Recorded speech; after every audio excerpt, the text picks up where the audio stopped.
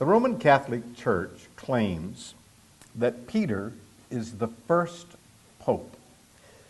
So in this second session, I want us to discuss the origin of the papacy. If the church is built on Peter, and there's an unbroken line from Peter down to the present, then I submit to you all churches ought to join with the Roman Catholic Church.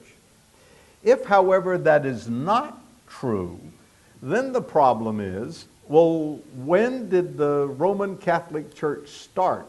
How did it start? And what about that passage in Matthew where Jesus says, "On this rock I build my church," and sounds like he's talking about Peter. What do you do with all of that? Well, those are some of the questions I would like to attempt to answer in this session. Let's begin by just an explanation of what the Catholic Church says.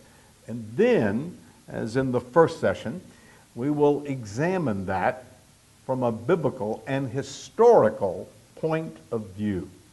So let's begin in Matthew chapter 16 and look at that infamous passage where Jesus said, "Upon this rock I will build my church." It's in Matthew chapter 16, verse 18, where he says, "I say to you that you are Peter, and upon this rock I will build my church, and the gates of hell shall not prevail against it." Now, as you've heard, I'm sure, the Greek word for Peter means rock. And so the Catholic Church says that Jesus is pointing to Peter and says, "You are Peter, you're the rock, and on this rock," meaning Peter, "I will build my church." So, Peter is the rock, the church is built on the rock, therefore the church is built on Peter. That's the logic.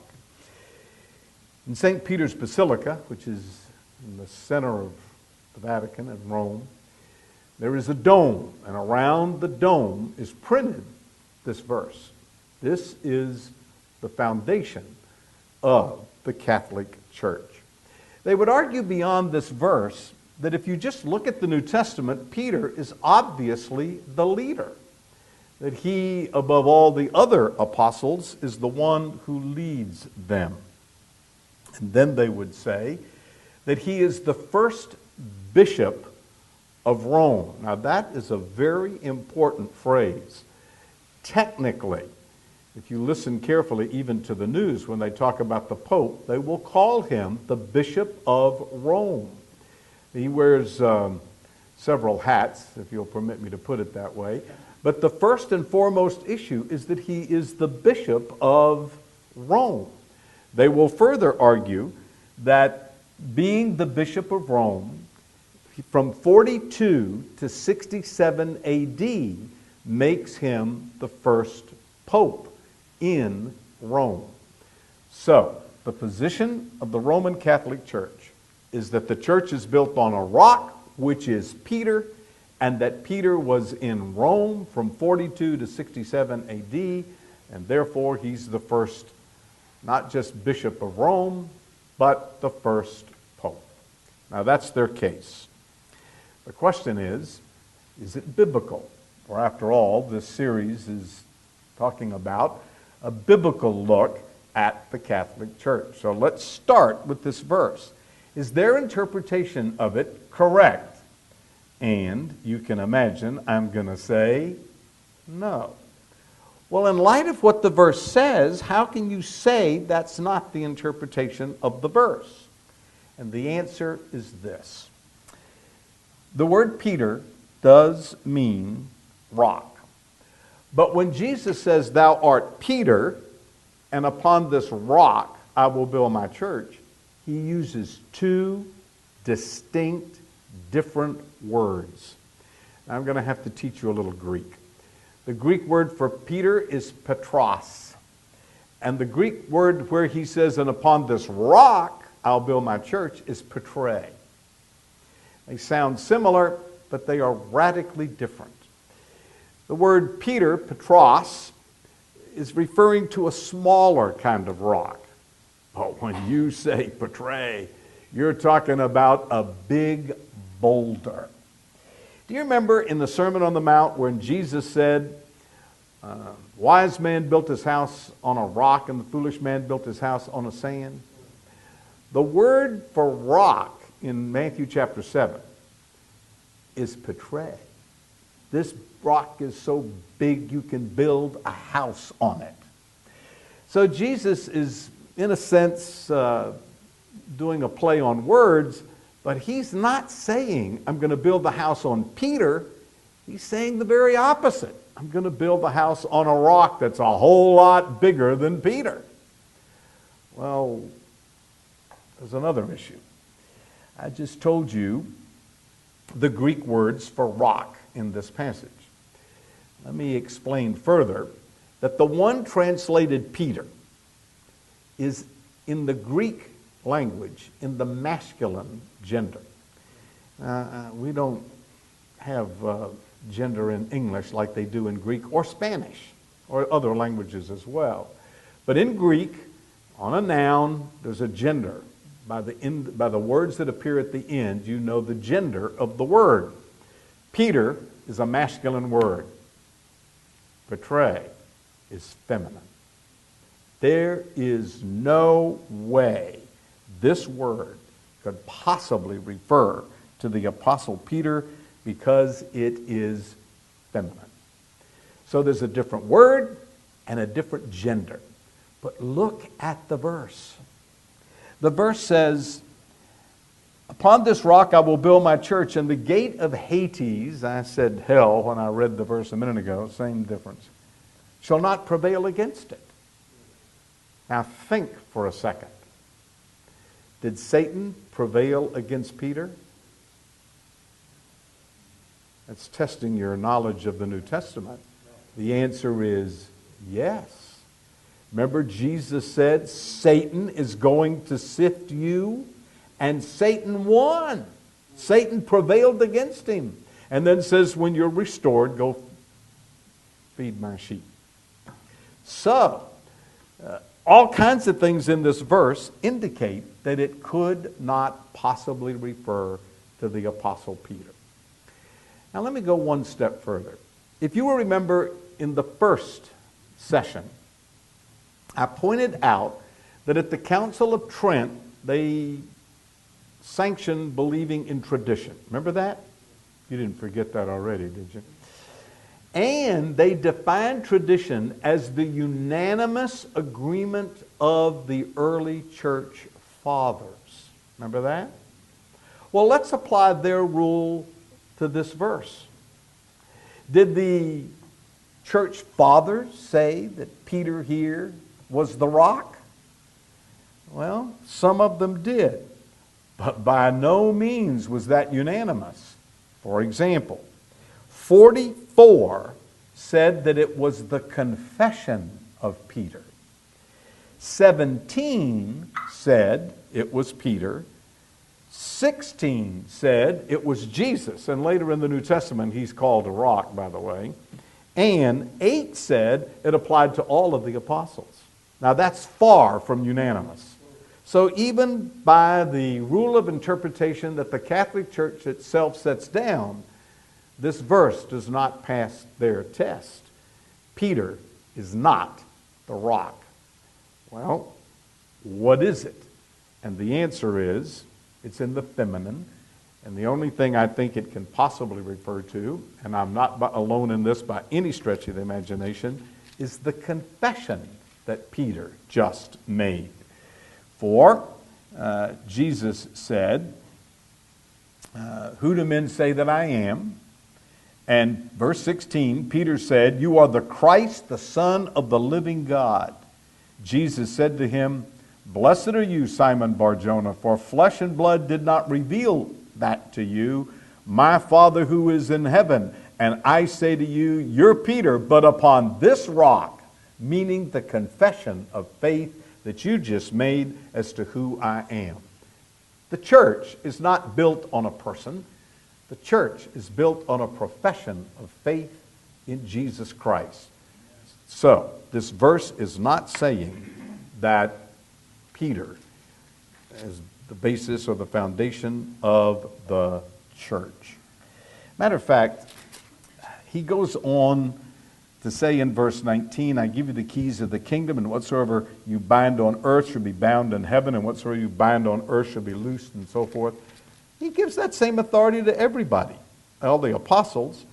In chapter 18, verse 18, he said, Assuredly I say to you, and this time the word is in the plural, whatsoever you bind on earth shall be bound in heaven, and whatsoever you loose on earth shall be loosed in heaven. So this is not just given to Peter as a person. It is, some of this is given to the other apostles as well. But what about that stuff concerning the fact that he was a leader in the New Testament? Well, that's true. Peter was a leader. That's very clear. But Peter was not the Pope. I mentioned last time that in Galatians chapter 6, Paul called him down to the face, withstood him to the face. So if he was the Pope, he got corrected by Paul. And then in Acts 15, which is the Jerusalem Council, it's even more significant, it seems to me, because they had to make a decision, and they didn't turn to the Pope and say, what's the answer? They voted, and Peter was simply one who had to argue his case like all the rest. But let me tell you what Peter said about himself. Did he think he was a pope? Turn to 1 Peter chapter 1. Peter wrote a letter. Well, how did he identify himself? Well, look at 1 Peter chapter 1. Verse 1. Peter, an apostle of Jesus Christ. Now turn to chapter 5. The elders who are among you I exhort, I who am a fellow elder and a witness of the sufferings of Christ and a partaker of the glory that will be revealed. We don't know how Peter thought of himself. Turn to 2 Peter. Look at chapter 1, verse 1. Simon Peter, a bondslave, a slave of Jesus Christ, and an apostle as well. So here's Peter's identification. I'm an apostle just like 11 other guys. And I'm an elder. I think if you look carefully at the New Testament, you will see that the apostles faded out of the picture and they turned the work of the church over to elders. So Peter gets down to the end of his life. This is written just before he dies. And he says, look, don't look at me as an apostle. I'm an elder. So he did not go up the ladder of authority. He went down the ladder of authority and ends up calling himself a slave and a fellow elder. All right. What then about history? What happened after the New Testament? And oh, does this get interesting. Remember I told you a moment ago they claimed that he was in Rome from 42 to 67? That didn't happen. We know from the New Testament it didn't happen. Paul wrote to the church at Rome in 57. In chapter 16, he calls people by name. Peter is absent. His name is not in the list. He wrote Colossians in 61 from Rome. And in chapter 4, he lists a number of people that says, greetings to you, and Peter is not in the list. Both of those indicate Peter was not in Rome. Can you imagine Peter being in Rome and Paul not mentioning him in Romans or Colossians? That didn't happen. He wrote 2 Timothy from Rome in 67. And he says, only Luke is with me. So, church history does not support the contention of the Catholic Church that Peter was in Rome for 25 years as the first bishop and therefore the first pope. It just can't be proven. In preparation for all of this, I not only read a number of books, I listened to some lectures. As a matter of fact, you know how you can get books on tape? You can get lectures on tape. And so I bought some lectures from the professor of history at Notre Dame University, probably the most prestigious Catholic university, most well-known at least, in the United States, right? Well, he teaches there. His name is Noble. And I listened to his lectures on the history of the papacy. And when he gets to this issue, he says this: it is unlikely that Peter was in Rome from 42 to 67, because Peter was in Antioch and Corinth during that time, and in 49 he was in Jerusalem. Furthermore, and I'm going to quote him word for word, Peter did not found the Roman community, and there is no good evidence that the community had a bishop and overseer in the first century. End of quote. Now that's a professor from Notre Dame talking, not me. I do not think you can prove that Peter was in Rome from 42 to 67. As a matter of fact, I'm rather confident that you can't. So, I do not think Peter was the first pope. The Bible and early church history support that. And I would argue, even a professor from Notre Dame acknowledges that the evidence that they claim isn't accurate. Well, if that's the case, where did the papacy come from? Where did the pope start it? Who was the first pope? And what do you mean by pope anyway? All right, I'm going to answer that, and it's going to be a little detailed. I don't expect you to remember everything I'm going to say from this point on. I doubt that you remember everything I've said thus far. But I want you to get the impression. Here is my thesis. It is my opinion that the papacy evolved. And I learned this by simply reading church history. So what I'm going to do is walk through the first 6 centuries of the history of Christianity and show you how the concept of a pope evolved. That's my thesis. All right, let's start with the New Testament itself. Turn to Titus chapter 1. Titus chapter 1. If you know anything at all about the New Testament, you know that they had elders, plural, in every church, singular. James says, if anybody's sick, let him call the elders, plural, from the church, singular. Acts says something similar. They ordained elders, plural, in every church. It's in Acts 14. Now, every church in the New Testament had a group of elders. Now look at Titus chapter 1, verse 5. Paul says to Titus, I left you in Crete that you should set in order the things that are lacking and appoint elders. Wow. They didn't get elected? Nope. He appointed them. That's interesting. In every city as I have commanded you. So Titus was to establish these little churches and appoint elders. Keep reading.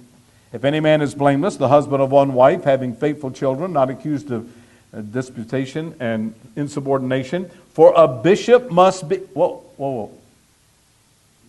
Did you slide over that too quick? What did he say? Bishop. I thought you said go appoint elders. He did. And then he calls elders bishop.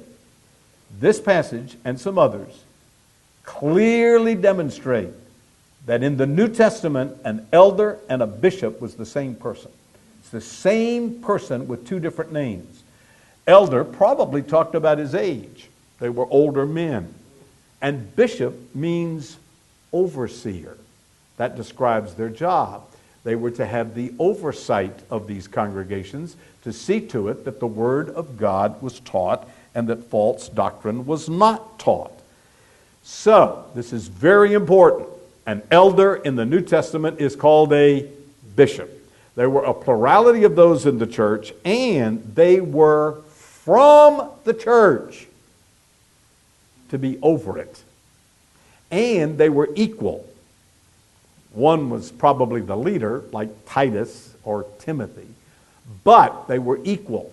The bishop wasn't over the elders. He was one of the elders, as Titus 1 proves.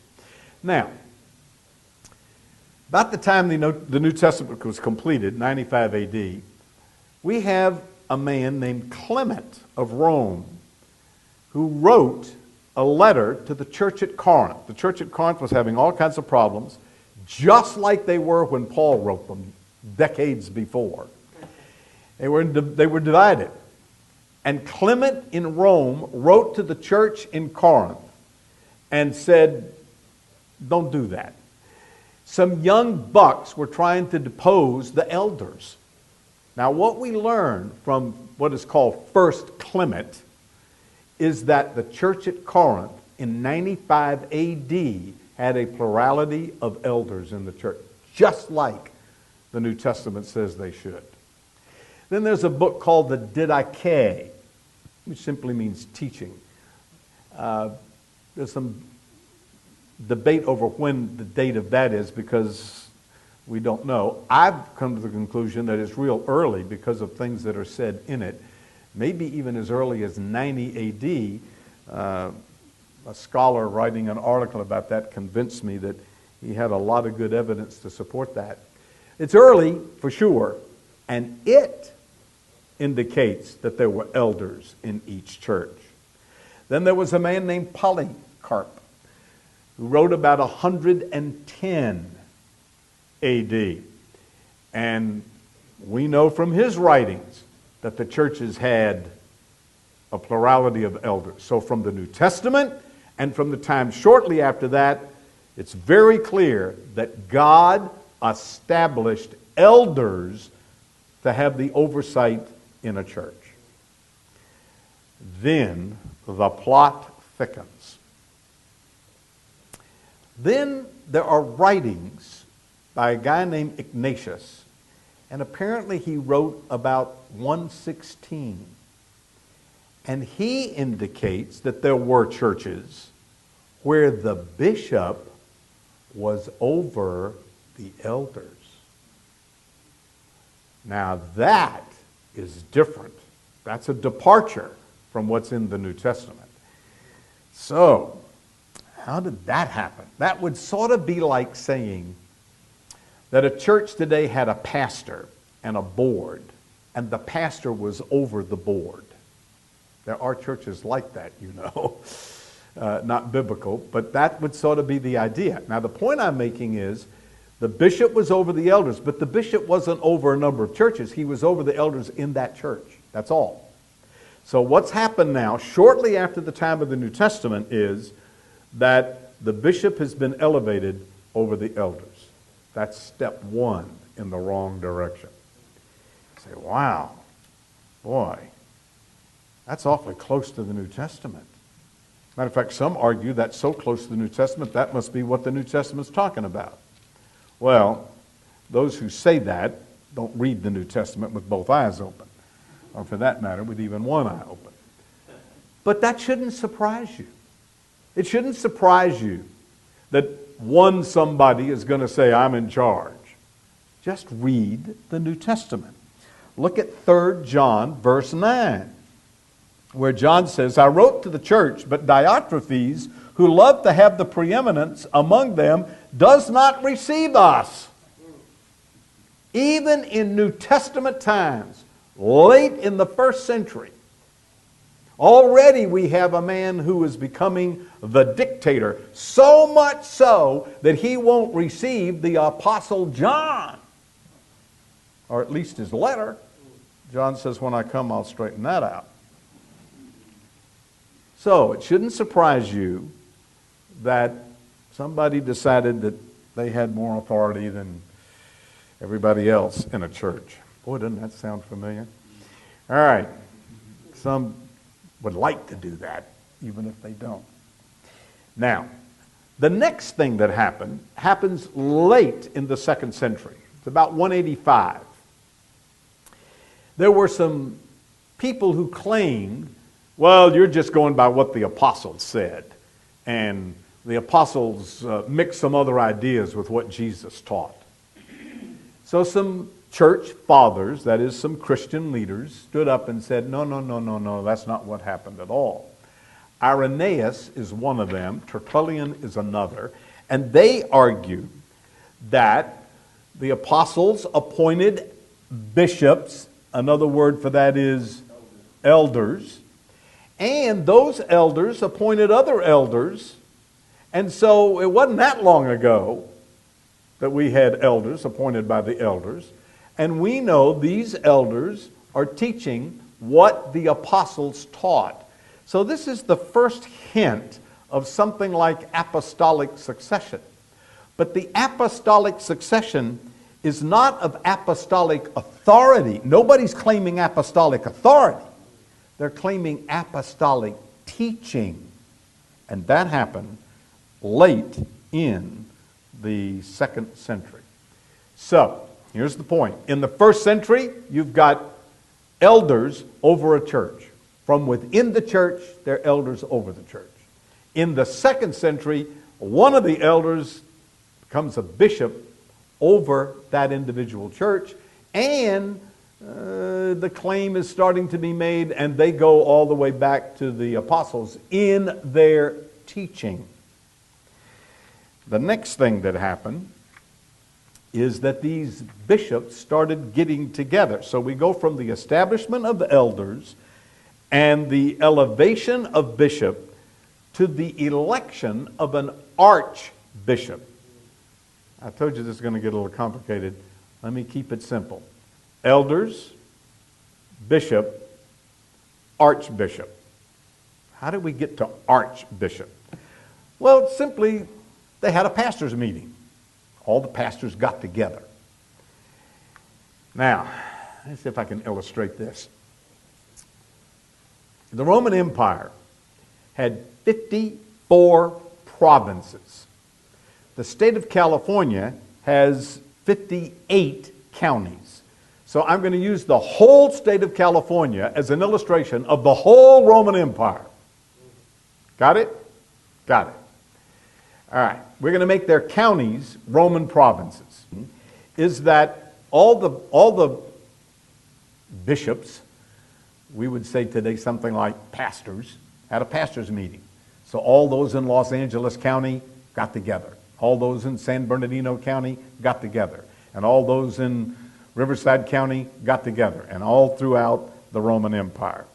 So they had little pastors meetings. And then they decided to have regional meetings. So we live in Los Angeles County, but this is part of the region called Southern California. And there's Central California, Northern California. You can divide and the Roman Empire was divided up like that. So then they had regional meetings. And when they had regional meetings, they would meet in the biggest city in the region. So if San Bernardino County and Riverside County and Los Angeles County and all the pastors decided to have a meeting, where would they meet? Los Angeles, right? We'd meet in the big place.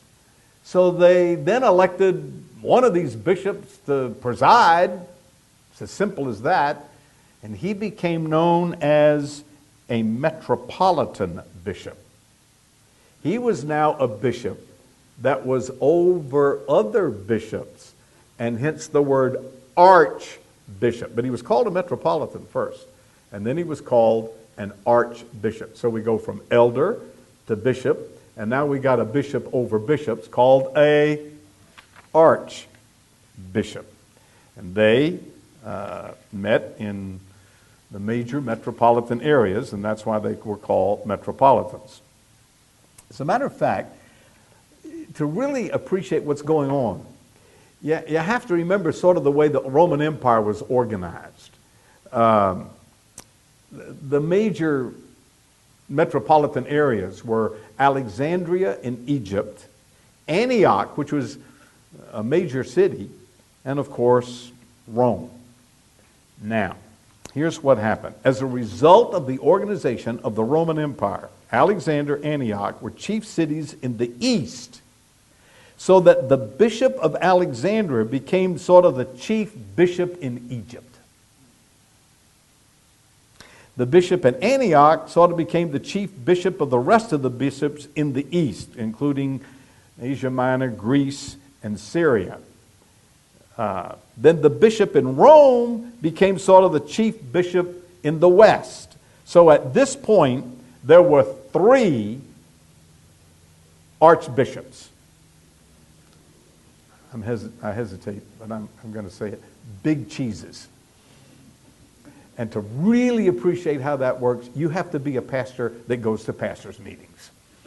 And one pastor is going to stick out his chest and be big cheese.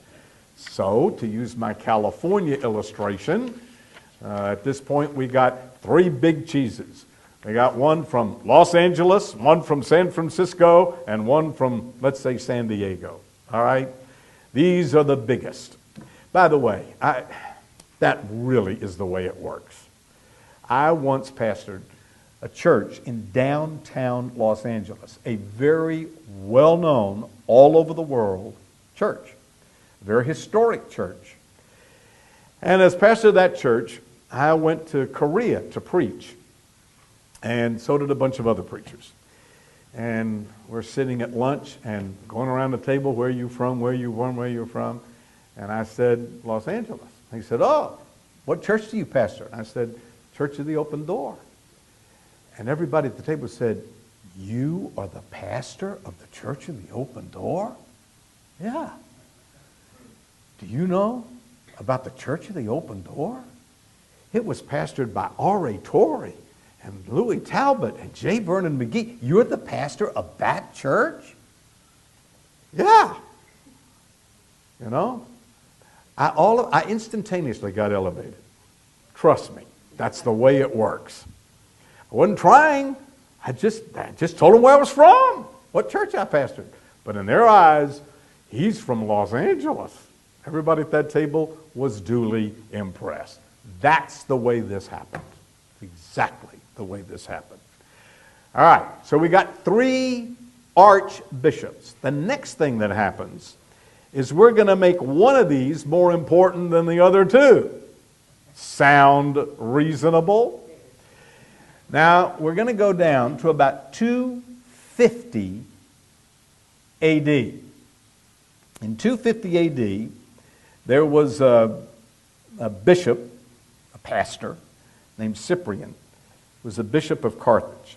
And he emphasized that the bishop was important to keep unity in the church.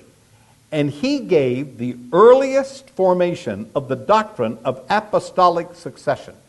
And what he did is he said this, you know, since that bishop at Rome is in the same place where Peter was, well, we ought to give him more honor. And at that point, that's all it was. The primacy of honor, not authority. Just because he's in Rome, we ought to give him more honor. But he clearly said, all bishops are equal. He insisted that no bishop should, and I'm quoting him, set himself up as a bishop of bishops. Now, isn't that interesting? We're going to give the guy in Rome a little more honor, but he's just one of us. He's just an equal among us. The bishop of Rome deserved special honor because he was in the line of succession from Peter. But no bishop had administrative authority over any other bishop. We're just going to give him a little more honor. Now, about that same time, there was a bishop in Rome itself named Stephen who decided that he was worthy of all that authority. The bishop of Rome was the successor of Peter, and he sort of claimed that. Now, there's a vast difference between that and what's going to become the idea of a pope, but at this point, that's what happened. Now, I mentioned a moment ago the professor at Notre Dame University. At this point in his lectures, he says, there's a distinction between Peter the person, the Petrine idea of some kind of an office, and the institution of the papacy. He claims that this Stephen I, who was the Bishop of Rome from 254 to 257, insisted that he held the chair of Peter in succession to Peter. And so, according to the professor, this assertion inaugurated the idea that each pope is Peter's successor. But he said, I'm talking about the professor now, that there's a huge difference between Peter the person and this idea now that Peter held some kind of an office. And the professor at Notre Dame says, the idea of this whole thing of a tradition concerning Peter the person cannot be proven. But the idea that there was this Petrine idea of an office that Peter held sort of, according to him, took root in 254 A.D. Now, again, I want to emphasize, this is not a position of authority over other bishops. That idea develops later, which I'm going to talk about, but it's not yet. The city of Rome, I think, was a contributing factor to this idea because it was the capital of the Roman Empire. And Christians would have naturally had some honor for Rome. Paul wrote his longest letter to Rome. The earliest persecution of Christians was by Nero in Rome. It wasn't empire-wide, it was just Rome. Both Peter and Paul were martyred in Rome. First Clement, that letter was written from Rome. So, it was sort of natural that Rome should get all the prestige, so to speak. All right, that's 250. Now we're going to jump to 325. In 325, there was the Council of Nicaea, one of the most famous events in all of church history because they decided that Jesus was deity at the Council of Nicaea. But they did something else. They prioritized the bishop. And they decided that the three great centers were Rome, Alexandria, and Antioch. And they, for the first time, they prioritized them. And they said, oh yeah, we'll throw in Jerusalem. Then, in 330, Constantine moved the capital from Rome to Constantinople. So now we've got two, well, we've only got one, but we got Rome is no longer the capital of the empire. Constantinople is. So, he made it second after Rome. As a matter of fact, the Council of Constantinople in 381 went back and altered that priority list that was established by the Council of Nicaea in 325. And here's what they said. We're going to make Rome first and Constantinople second. And then will come Alexander. So all of a sudden now, in the 4th century, we're prioritizing these things and we're very strict about it. It's an official decision of an official council as to which bishop is priority, more important. The acceptance of equality among the bishops was still there. There's a priority of honor. Maybe we give some primacy to the Bishop of Rome because of all that tradition, but they're still equal. That started to break down around 395. It was that year that the Roman Empire split into two empires, the East and the West. The Western Empire was ruled from Rome, and the Eastern Empire was ruled from Constantinople. And now, remember I told you about all these bishops we got? Most of them are in the East. Alexandria, Constantinople, Antioch, Jerusalem. They're all in the East. That only leaves one in the West. And he's where? In Rome. So, in 402, Innocent I, Bishop of Rome, made it a rule that no important decision could be made by the church in the West without the knowledge and the approval of the Bishop of Rome. So now, being the authority in the Western Empire, gave the Bishop of Rome even more authority. He's still not over all the other bishops yet, but more authority. Then in 451, it really starts to get interesting. They established something called patriarchs.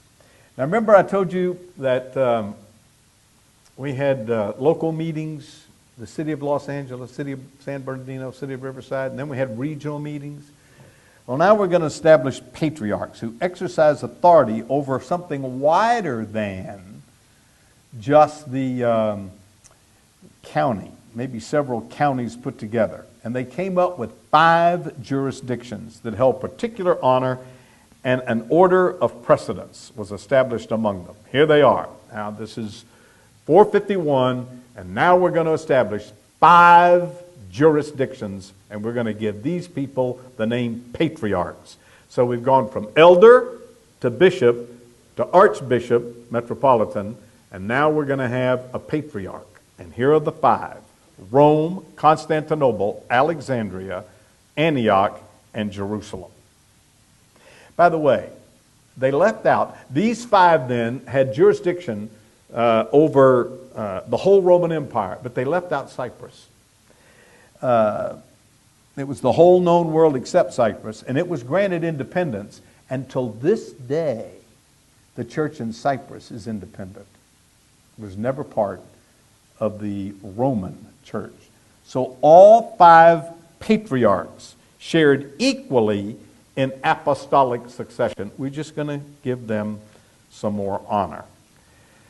So, to use my California illustration, we're going to have 5 patriarchs: San Diego, Los Angeles, San Francisco, Sacramento, and Oakland. See how my thesis is this evolved? Can you just imagine how that evolved? And we're going to exalt Sacramento because it's the capital. And in the case of Rome, it's because, well, Peter was there. Now we've seen he wasn't. He died there, that's true, but he wasn't there for 25 years and he wasn't the bishop of Rome. There's no evidence for that whatsoever. But that becomes the tradition. So, until 450, all bishops are equal in rank, power, and function. And then came along a fellow named Leo the First, called Leo the Great. He was the bishop in Rome, and he began to claim supremacy over other bishops. Did you catch that? That's new. For the first time, we've got a bishop who's claiming that he has supremacy over all other bishops. Now this gets real interesting. The Council of Chalcedon in 451 gave Constantinople jurisdiction over Asia Minor. That's modern-day Istanbul over Turkey. That's all that amounts to. Well, Leo said, no way. I don't accept that. And then he made this statement. Peter speaks through Leo. Now, he's claiming something that has never been claimed before. One professor says, Leo saw himself as Peter's successor, but at this point the claim was jurisdictional rather than doctrinal. Now we're claiming authority. Well, let me just tell you, there was at the time a theological controversy, and I'm not going to bore you with all of that, except to say that at the Council of Ephesus, they excommunicated Leo. So if Leo was a pope got excommunicated. Now that got turned around, and he ended up getting reinstated, but I just thought it was interesting that he got excommunicated. Leo's opinion was not generally accepted in that theological controversy. Just because the Bishop of Rome said it didn't settle it. Matter of fact, it got settled, and it got settled on his side of the street, but that was because of a lot of other factors and was not because he said it. Matter of fact, one historian said Leo was able to exercise authority in the city of Rome due to his personal gifts and the political situation at the time, when civil authorities proved incapable of performing their duties. But Leo was convinced that Jesus made Peter and his successor the rock on which the church was built, and therefore the Bishop of Rome was Peter's direct successor and head of the church. Peter's writings contain all the traditional arguments that were repeated after that in favor of papal authority. So, some people, based on that, claim that Leo was the first pope, and he's the first to act like a pope. In my opinion, he's not the first pope. We'll get to that right now, but he's the first to start talking about that. All right, who became the first pope? What does that mean? Well, the word pope isn't in the Bible. The word pope simply means father. By the way, in Matthew chapter 23, Jesus said, "Don't call any man father." But they did it anyway. They did it for centuries. All priests were called popes. And in some traditions, they are still called popes. The pope in Rome is not the only pope, and certainly not the only father.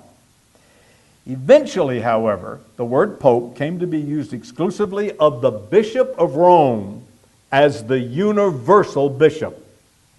Now, if you've tracked me so far, you've heard me say over and over, they were considered equal. No more. Now we've got a universal bishop. In that sense, the first pope was Gregory the First. And the way he got to be pope is really interesting. There was an emperor in the West, in Rome, who had a conflict with the emperor in the East, in Constantinople. So the emperor in the East excommunicated wanted to kick out the emperor in the East. And so, to spite him, he made the Bishop of Rome the universal bishop. That man was Gregory the First, called Gregory the Great. He didn't accept the title. He was given it, but he didn't accept it. This, by the way, was in the year 604, I'm sorry. And the next man who came after him, Boniface, did accept it. And that is the first pope. Now let me add something here. The pope is called the pontifex. You ever heard that word? Of course. It comes from two Latin words that mean bridge and builder. It's the bridge builder. In ancient Rome, it was the pagan emperor would assume that title as the high priest of all the religions in Rome. And it meant that he built the bridge between this life and the next life. So it's a pagan term. This has been said over and over again. So the bishop at Rome accepted Pontifex Maximus. In other words, he took that pagan title and applied it to himself. One professor, a guy named Cook, who is a Roman Catholic, he's a professor in State University of New York, says this, and I quote, "Bishops, quote, took up the trappings of pagan Rome, such as the Bishop of Rome's use of the title Pontifex Maximus," end of quote. So that's not some Protestant going after Catholics. It's a Catholic professor saying that's what happened. All right. Have I confused you enough? Told you there's a lot of material. Here's my thesis. It evolved. Started out with a plurality of elders. Then one bishop got over to be over the elders. then we got a archbishop, and then we got a patriarch, and then we got a pope. That's the whole thing in a nutshell. I am of the opinion the Roman Catholic Church did not start until 605 AD. 604, I keep saying 605. There is a Protestant professor of the Free Church in Edinburgh who says, quote, Gregory, brilliant role, set a standard for those who came after him, and he is really the first pope, end of quote. Philip Hughes, a Roman Catholic, says, quote, in a very real sense, he, Gregory I, is the founder of the papal monarch. So in my California illustration, we end up with the biggest cheese of all is in Sacramento, because he is in the capital. Got it? All right. Peter was not the first pope. Peter was not a pope at all. The idea of a pope evolved. First there was elders, then there were bishops, archbishops, patriarchs, and finally a pope. If you get just that much down, you have the point. Now, I want to conclude by saying a couple of things. One is this.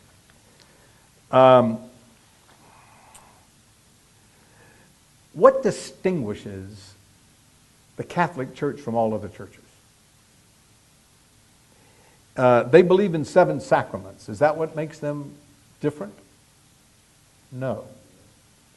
Because Orthodox churches believe in the 7 sacraments. We're going to get to that later.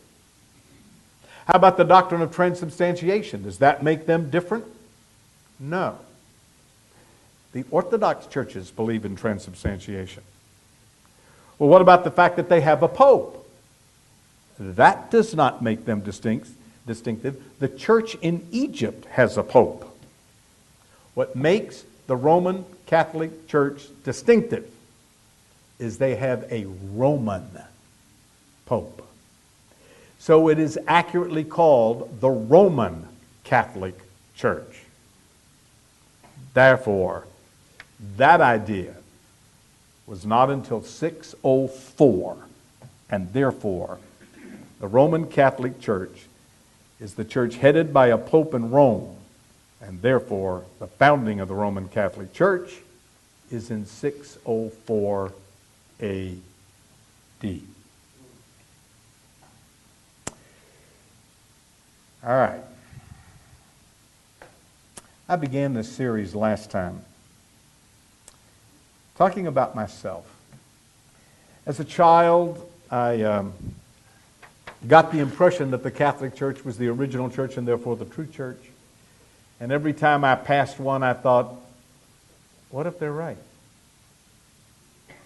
Now, how do you decide that question? Well, I want to conclude by telling you how I decided this question. I started comparing the Catholic Church to what the New Testament teaches.